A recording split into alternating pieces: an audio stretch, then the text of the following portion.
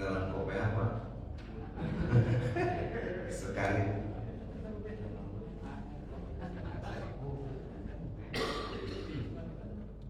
Innal hamdalillah nahmaduhu wa nasta'inuhu wa nastaghfiruh wa na'udzu billahi min shururi anfusina wa min sayyiati a'malina.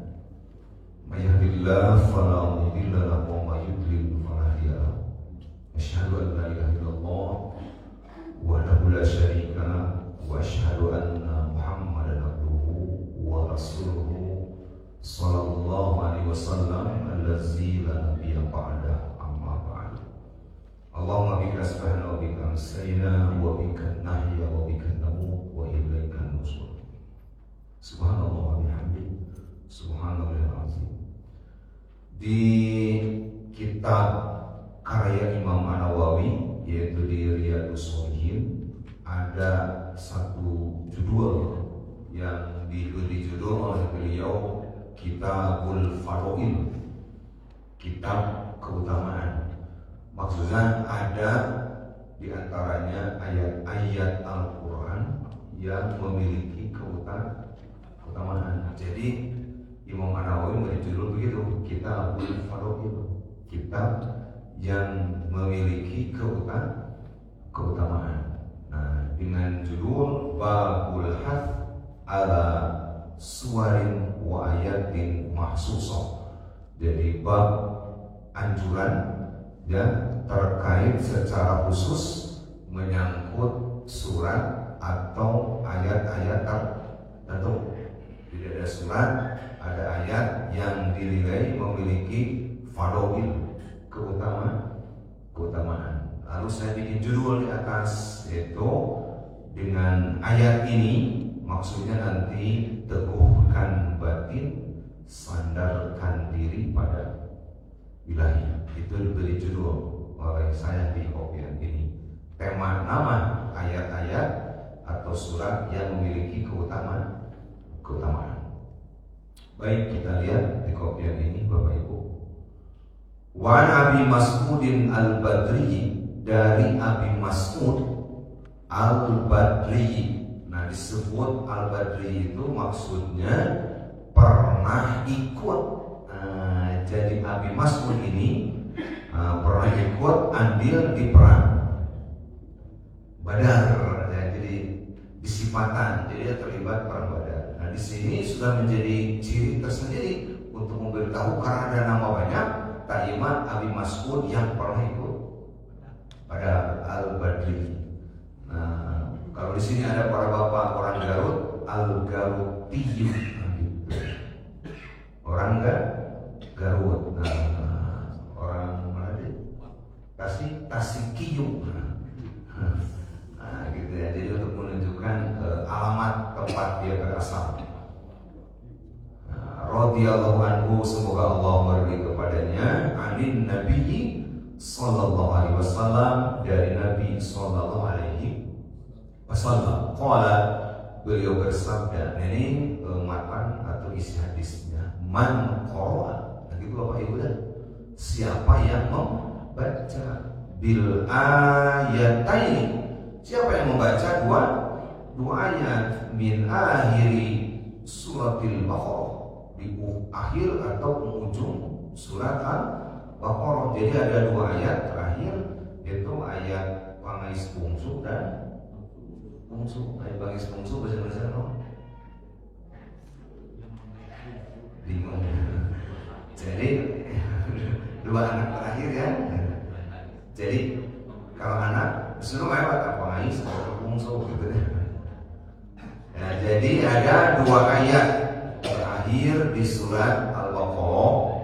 Kata Rasulullah SAW, jika dibaca bilailatin. Ini disebut Bapak Ibu bacanya bilailatin. Dibaca nanti di malam hari. Kafatahu, dua ayat itu sudah mencukupi untuk dirinya. Nah, di bawah dijelaskan apa itu kafatahu. Dianggap kalau sebelum tidur di malam itu baca dua ayat terakhir dari Al-Baqarah, kafatahu, dengan dua ayat itu sudah mencukupi dirinya muttafaqun alaih, riwayat Imam Bukhari dan Muslim. Qila, dijelaskan apa maksud kafatahu itu, Bapak Ibu sekalian. Kafatahu al-makruha tilkal laila. Maksudnya apa ini? Mencukupkan dirinya. Artinya menjadi jaminan, menjadi kecukupan di malam itu dia terbebas, terselamat al-makruha dari perkara-perkara yang dibenci atau dari perkara-perkara yang dianggap akan membuat keburukan atau membuat kemadorotan. Gitu Pak. Jadi kalau baca 2 ayat Bapak Ibu sebelum tidur, kita dicukupkan oleh Allah berdasarkan hadis Nabi dari segala al-makruha yang dianggap buruk yang terjadi di malam itu. Yaitu tilkan lailah, di malam tersebut. Wakila, ada juga yang berpendapat ya, kafatahu min qiyamil lail. Jadi kita terima ya ini penjelasan para ulama ya. Atau juga bisa jadi dengan membaca 2 ayat terakhir dari Al-Baqarah itu, kafatahu min qiyamil lail, dia sudah dipadang cukup andai dia tidak keburu sholat malam. Jadi Bapak teh pulas di bulan teu kabujang tahajud, teu sarokaat acan, tapi sebelum tidur baca 2 ayat terakhir kafatahu. Dia dipadang cukup dari sholat malam. Nah, penjelasan di atas itu nanti dijelaskan oleh banyak ulama, gitu ya. Ada 2 makna yang dapat diuraikan di sini, ya gitu. Ada yang berpendapat satu yang mengatakan maksudnya adalah mencukupi dirinya, melindungi dirinya dari hal-hal yang tidak disukai di malam itu. Karena di malam temanya sejak orang dulu malam itu sesuatu yang apa ya punya malam teh menakutkan gitu ya. Rata-rata anak kecil suka nangis sebenarnya di malam hari bapaknya di malam hari nangis.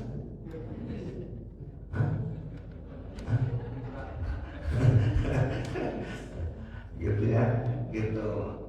Dan itu yang namanya malam itu memang menakutkan ya banyak. Saya ketika kecil, apalagi dulu itunya belum secanggih dan modern hari ini, listrik juga terbatas, gitu ya. Itu terus orang-orang jarang yang punya televisi saat itu, rata-rata radio kan. Nah itu rata-rata dulu mah jadi Sunda ya, atau yang bukan orang Sunda mah malam itu suka ada cerita dongeng di radionya. Berarti apa tuh? Cerita dongeng yang menakutkan gitu, yang menyeramkan. Orang mah dongeng juring lah gitu orang mah. Gitu. Gitu. Jadi terus ada suara kata anjing bebaung gitu. Anjing bebaung. Anjing menggonggong di malam-malam. Cerita kayak horor gitu ya. Menakutkan gitu. Gitu. Ternyata bukan di kita saja, di Indonesia ada orang Eropa, orang Barat, sami mitos nama gede. Justru dari mana rame-ramenya film vampir, film-film curiga? Di mana rame-rame? Dia sudah maju duluan, bikin film duluan. Makanya diputar ke Indonesia via video yang kotaknya gede tadi. Video. Nah itu yang hanya orang-orang tertentu banyak itu. Nah kalau di rumah banyak yang nyewa kan nonton bersama. Nobar, bayar udah tanya berapa gitu kan. Tapi film curi ngongkos ya, tapi ditonton di jalanan. Tapi alhamdulillah untuk Bandung Raya sekarang mah tidak lagi takut sama vampir, sama curi, sama pocong. Sebab tiap hari ayah di Asia Afrika. Itu jalan-jalan ya, terutama Sabtu dan Ahad rame. Jadi benar-benar penampakan. Nah, jadi itu menakutkan, tapi tidak salah juga kalau malam itu menakutkan. Dan buktinya Quran mengangkat itu di surat apa? Al-Falaq. Ada kalimat wa min syarri ghasiqin idza waqab, dan berlindung dari kejahatan malam. sudah gelap gulita. Dan ternyata juga banyak orang yang jahat melakukan kejahatannya di malam hari. Jadi viral pencurian itu selalu terjadi rata-rata di malam hari. Walau sekarang penjahatnya warnanya sekarang mah di malam, di siang juga penodongan, penjabatan. Jadi artinya tetap saja harus banyak perlindungan. Nah, itu beberapa penjelasan. Kemudian yang kedua, ada yang mengatakan maksudnya adalah mencukupinya dari melakukan sholat malam. Faedah hadis. Hadis ini menunjukkan keutamaan dari akhir surah Al-Baqarah. Jika seseorang membaca dua ayat terakhir dari surah Al-Baqarah, maka ia akan terhindar dari berbagai macam kejelekan, ya, dan terjaga dari gangguan setan. Sebelum lupa, berarti satu lagi nyambung ke ayat kursi, gitu ya. Jadi ayat kursi tersendiri itu dalam pembahasan para ulama ya.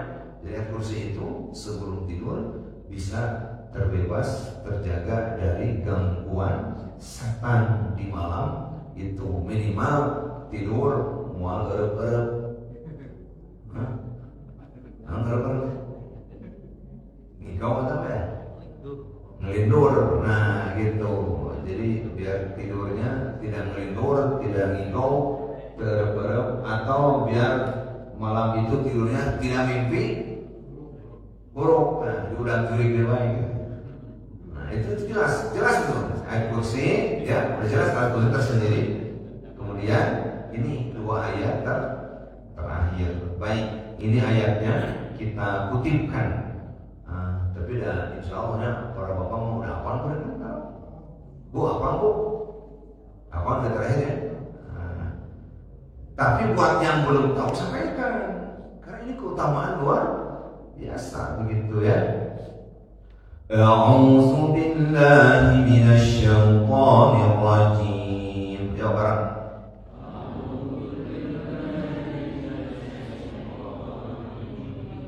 Langsung aja bersama baca, kan sudah apa? Halo? Ya, mulai bareng. Amanar Rasul bima unzila ilaihi min Rabbi wal mu'minun. Kemarin suaranya, lanjut.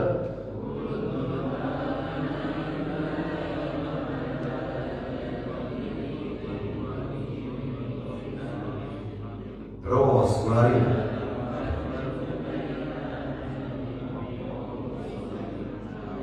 وقالوا سمعنا وأطعنا غفرانك ربنا وإليك المصير. Berikut terus.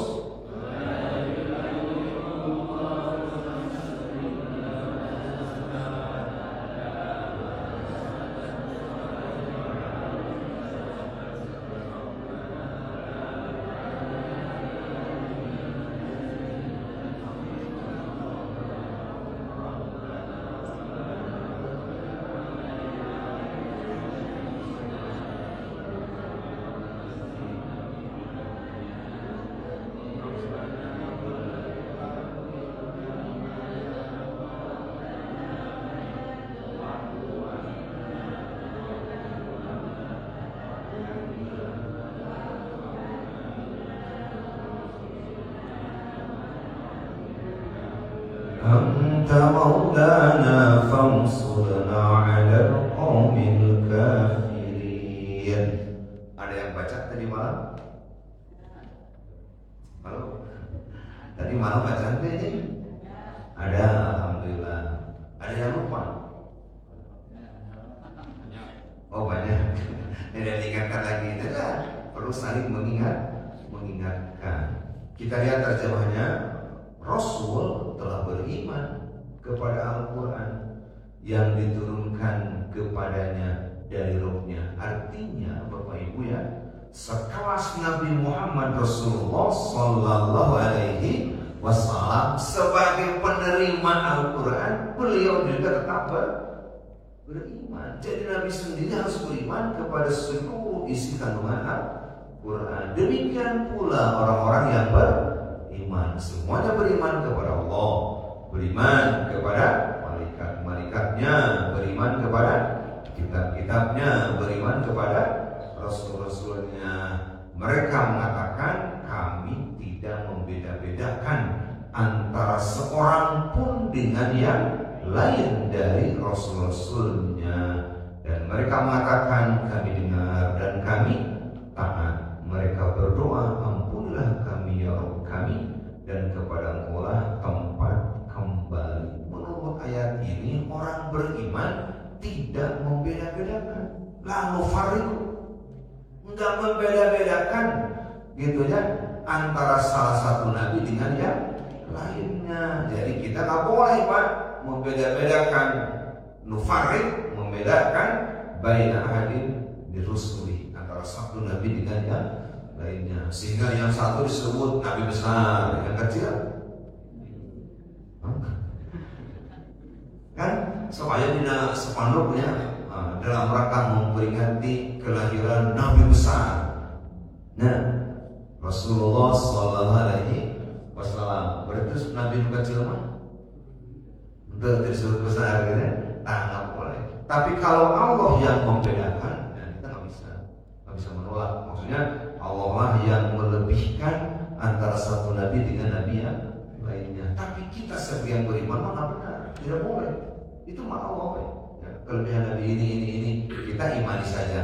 Kita menilai para nabi adalah sama-sama sebagai utusan daripada Allah Subhanahu wa Ta'ala. Kemudian Allah tidak membebani, inilah hebatnya ayat Al-Baqarah 2 ayat terakhir ya. Yang pertama terkait keimanan, konsistensi keimanan kepada Allah.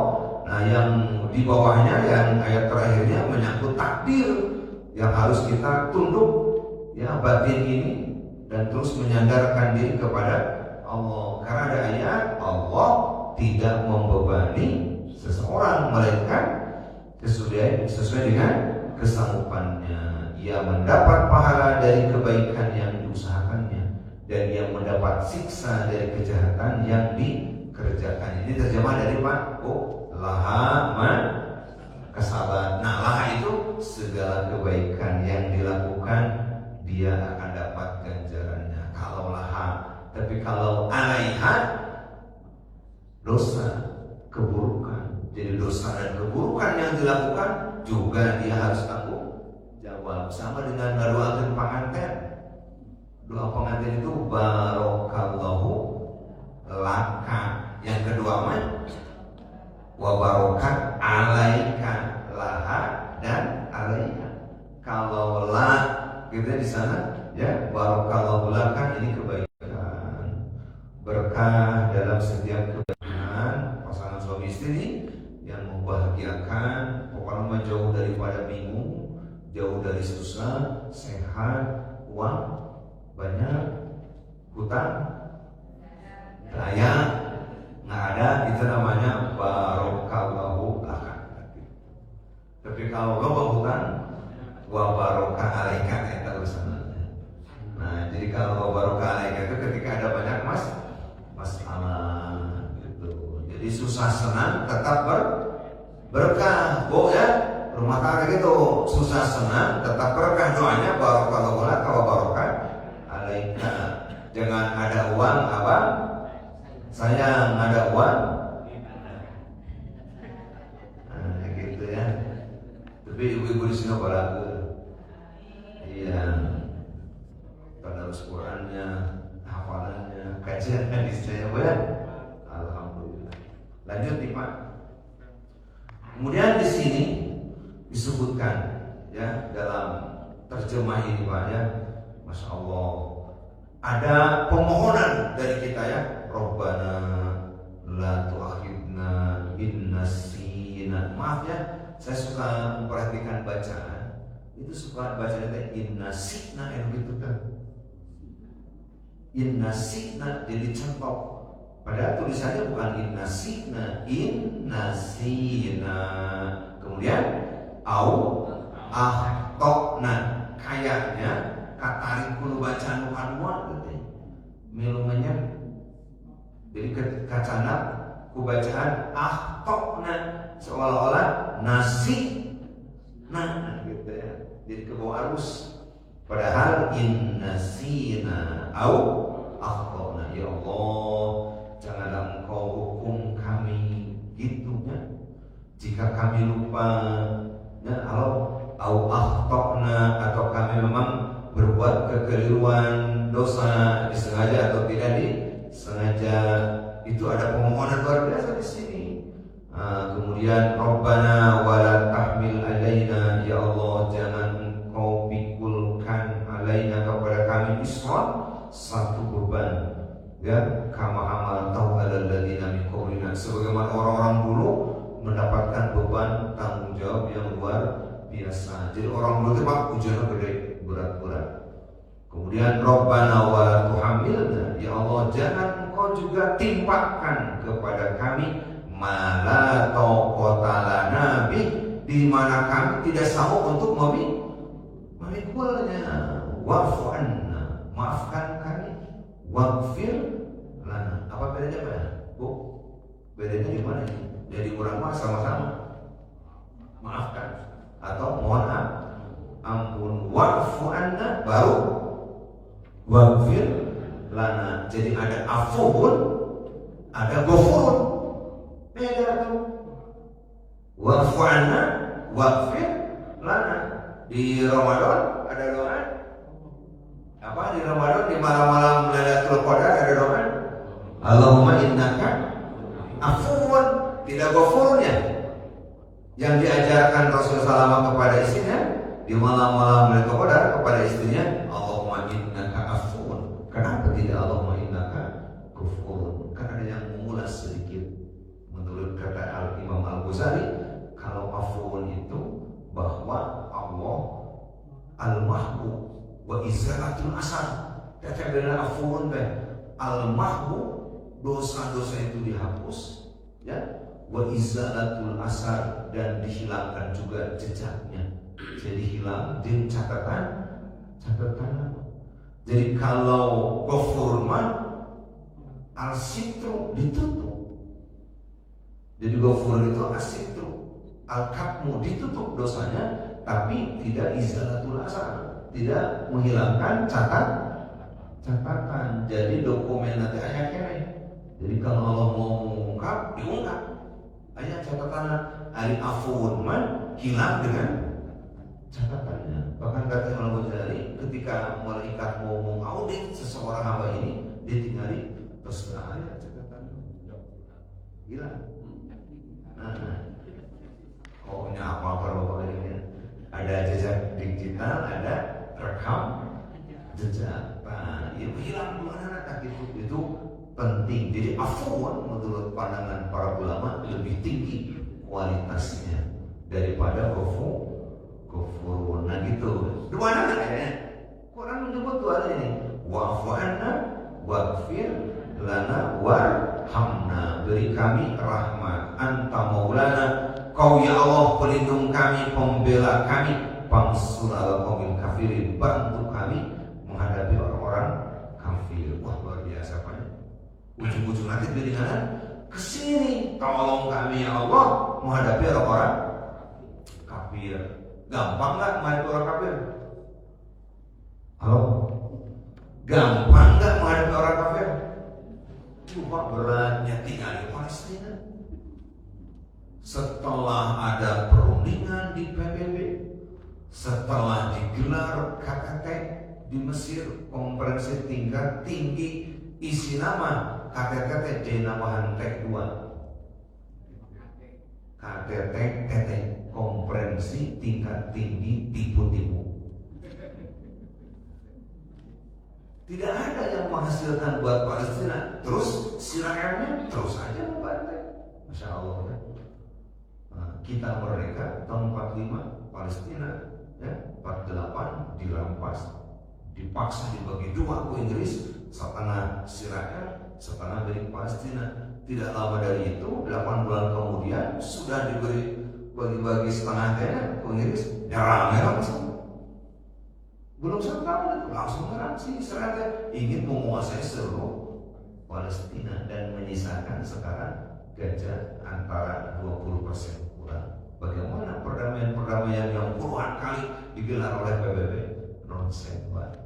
Ada berarti bener ngalaman kafir kan berat gitu. Di Indonesia itu kafir kalau tahu kereta cepat beres-beres saya hidupnya nah itu tuh gitu kumisan luar biasa ya.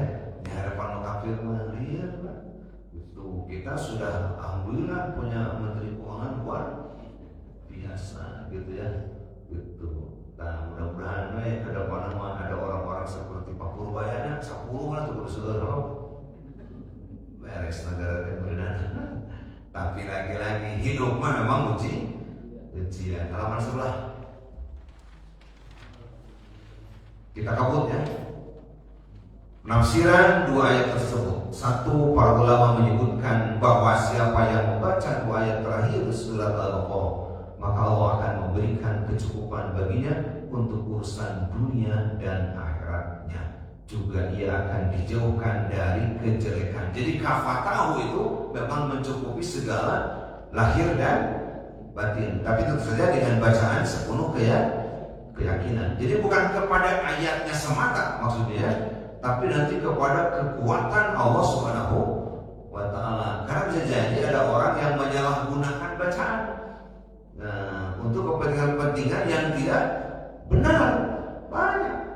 Dan ada bisa orang baca ayat dengan kepentingan untuk mendebat, menyengsarakan atau menyusahkan kaum muslimin. Macam-macam yang baca Quran kalau kata Nabi, ada mukmin, ada munafik, ada fajir, orang-orang jahat. Nah gitu. Seperti ada cerita dongeng mana?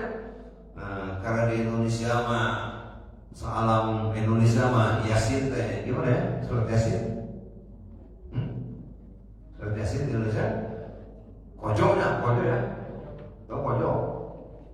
Diutamakan sekali gitu kan. Bahkan ada beberapa kelompok grup Yasiner. Nah, gitu kan para pembaca Yasin. Memang tidak salah. Tapi kata Mama Dede, emang surat teh cenah Quran Yasin berolo aya ibu kan dengan bangga gitu kan curhat mah. Saya tiap malam cenah mah suka berlindung diri sebentar benar jadi ubahnya. Saya mah cenah tiap malam siang baca Yasin. Bisa kana bakal dipuji Mama Dede baca dicarekan. Kamu teh cenah Yasin berolo cenah. Emang Quran Yasin berolo? Baca semuanya. Halus cek sudah balik. Di sana Quran Yasin kumpul. Maka sampai ada anekdot gitu ya. Ada di malam hari, itu bukan malam tehnya cabi di semua rumah jahat. Ada maling naik ke atap di malam-malam ini. Tapi yang punya rumah langsung bangun curiga di atas ada maling. Karena ketakutan maca Yasin kan. Iya membuka tuan rumah kayaknya curiga ada maling di atap itu baca Yasin. Ayo si maling itu ngedenger yang tuan rumah baca Yasin, bangun berarti cek si maling itu ngarang orang tekapangi maca Yasin oke gitu. Jadi antara tuan rumah yang khawatir oleh pencuri dan si pencuri yang takut ketangkap pada baca Yasin. Kira-kira nomor mana itu? Gitu ya. Nah jadi maksudnya jangan keliru berstandar pada teks ayatnya dari iman ke keimanan gitu. So anu rek malik baca bismillah enggak? Maaf ya. Kalau baca hadis Nabi yusbihur rajulu mu'minan wa yumsi kafiran, itu kejadian. Tansuju sudah meriwayatkan perjalanan seorang mahasiswi Islam, ngerinya gitu. Karena apa hadis dia mah? Yusbihu rajulu mu'minan, pagi-pagi beriman, wa yumsi kafiran, sore sudah kafir. Dibalikkan ke Nabi, wa yumsi mu'minan, wa yusbihu kafiran, sore iman kene, subuh geus kafir. Itu saya lihat cerita langsung, cerita pengalaman seorang mahasiswi berjilbab. Tapi karena keterbatasan ekonomi dan sebangsanya, orang tuanya apa daya, etan diwawancara pakai kerok ya. Gitu dia maghrib ngaji ulang sholat. Itu laporan real dan positif diangkat tentang kejamnya dunia, nggak ada judulnya. Kejamnya dunia. Terus Isa sholat, terus Isa yang wajib kuat. Jadi sore iman kene, maghrib jeung Isa malam. Malam pertengahan tapi ke subuh kafir. Kenapa? Hadisnya jelas kok. Ya bi'u dinahu bi'arodin minad dunia. Dia menjual, menggadaikan agamanya untuk dunia. Saya harus selesai kuliah, bapak saya sudah tidak berdaya, jadi terpaksa menjual diri ini. Nah itu jadi maghrib iman karuan.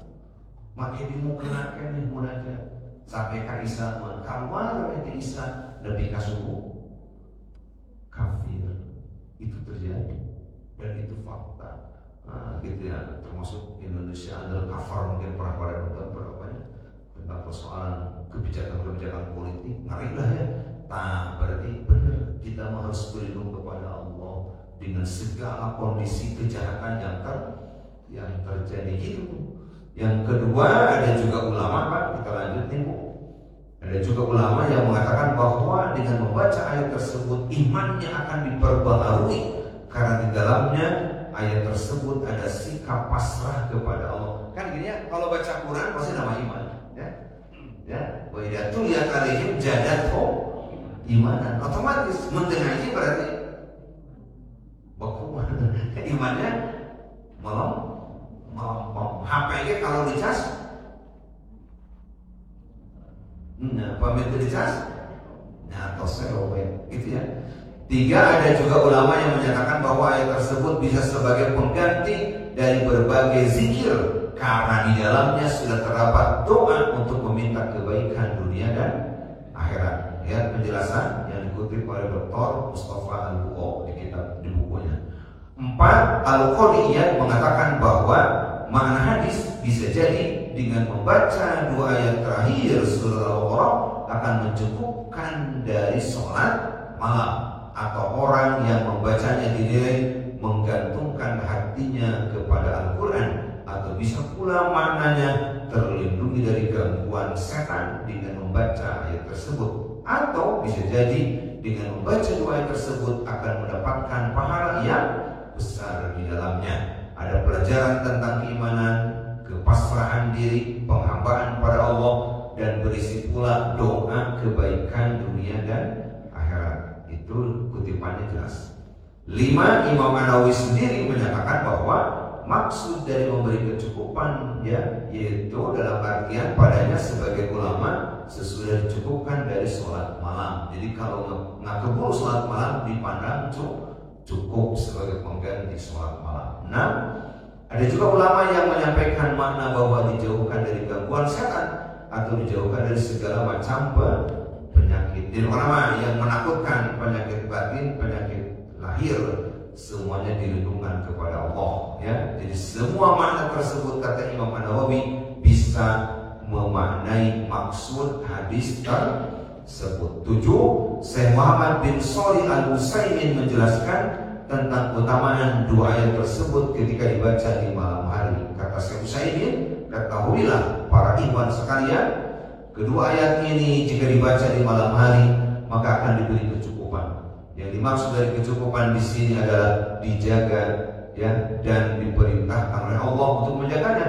Juga diperhatikan dalam doa, karena dalam ayat tersebut terdapat doa untuk kemaslahatan dunia dan akhirat. Jadi hampir para ulama sunnah sepakat dengan riwayat ini tentang keutamaan 2 ayat tersebut. Terakhir, tongpamang Pak, kan judul lagi Pak, teguhkan batin, sadarkan diri pada ilahi. Saya kutipkan, sandingkan doa Sayyidul Istighfar. Ini kan harapannya.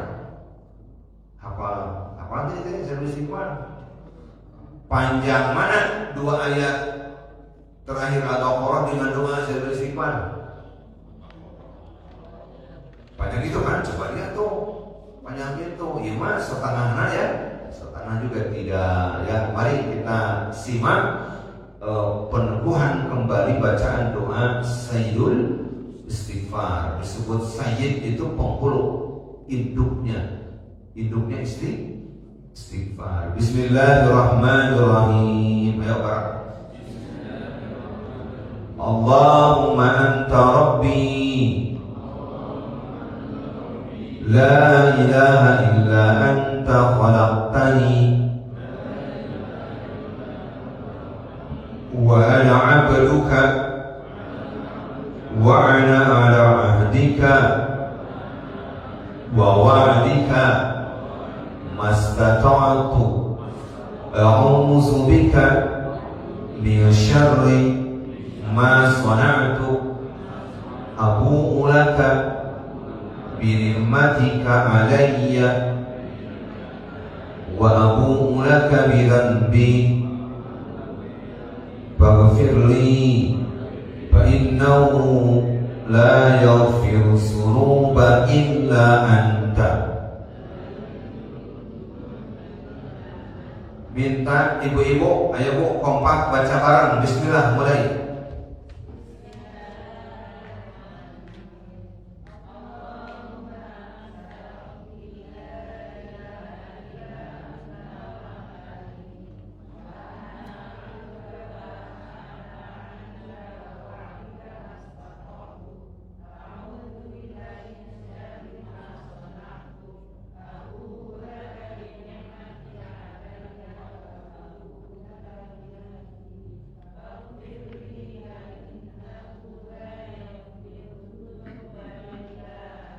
Ya para bapak, terang. Bismillah.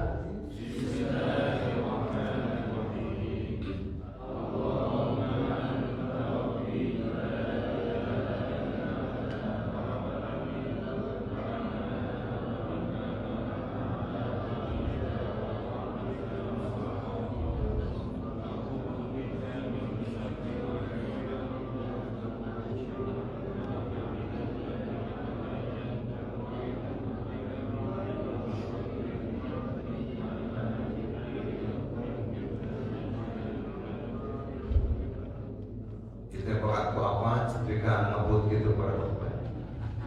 Ya aku apa lancar bisa. Ini doa, coba lihat terjemah ya. Ya Allah, Engkau Rabbku, tidak ada sembahan yang hak kecuali Engkau. Engkau menciptakanku dan aku hambamu. Aku di atas perjanjian dan janjimu semampuku. Kan itu sedang begitu Pak ya. Iya karena bodoh. Oh ya karena tahin kan sedang menunggu perjanjian. Kita tahin sholati wa nusuki wa matillahi rabbil alamin, sedang menunggu perjanjian gitu ya. Semampuku, aku berlindung kepadamu dari keburukan apa yang aku lakukan ya. Dan aku mengakui untukmu nikmat-nikmatmu yang sudah diterima atasku, dan aku mengakui untukmu tentang adanya dosa-dosaku, maka ampunilah aku, sesungguhnya tiada yang mengampuni dosa selain Engkau. Gini, coba lihat. Ini ada penjelasan manfaat Sayyidul Istighfar, antara lain satu, meraih ampunan dari dosa-dosa. Tuh Pak, Bu, dua, jaminan masuk surga bagi yang membacanya, apakah di pagi hari, sore hari, di malam hari, manakala wafat di hari itu, dia sudah menjadi kandidat calon ahli surga. Jadi kata Nabi, man qalaha fi tilkal lailah, jika dibaca di malam itu juga, kata Nabi, wa huwa muqinun biha. Jadi kita yakin wa huwa muqinun, yakin dengan bacaan doa Sayyidul Istighfar, maka dia tercatat min ahlil jannah. Jadi kalau begitu doa ini baca pagi, siang, sore, malam. Jadi jam berapapun, nah kita kata Nabi ya, jam berapapun waktunya, kapanpun dia baca itu, wafat di hari itu juga dia tercatat sebagai calon ahli surga. Masya Allah ya. 3, mendatangkan rezeki dan keberkahan hidup. 4, mengamalkan doa ini secara rutin juga meningkatkan ketenangan batin. 5, mendekatkan diri kepada Allah dan membersihkan jiwa dari noda-noda dosa. Jadi kalau begitu ya, ayat-ayat tertentu yang memang sudah jelas kesohihan hadisnya, mari kita rutinkan setiap saat, terutama menjelang tidur. Dan seperti doa Sayyidul Istighfar, jelas ini bisa dibaca kapan saja. Itu Bapak Ibu sekalian, dalam rangka tetap berikhtiar mewarnai hidup yang tentu saja datang silih berganti, dan pasang surut kehidupan terus kita terima. Dan info tadi dari Abah Wahyu ya, beliau segera pergi karena adiknya meninggal dunia tadi malam. Abah Wahyu, mudah-mudahan Allah mengampuni segala dosa-dosanya, ditempatkan dalam kuburnya dan diterangi dan diampuni segala dosanya, dan keluarga yang ditinggalkan Abah Wahyu juga diberikan kesabaran. Demikian, Allahumma rabbana atina fid dunya hasanah wa fil akhirati hasanah wa qina adzabannar.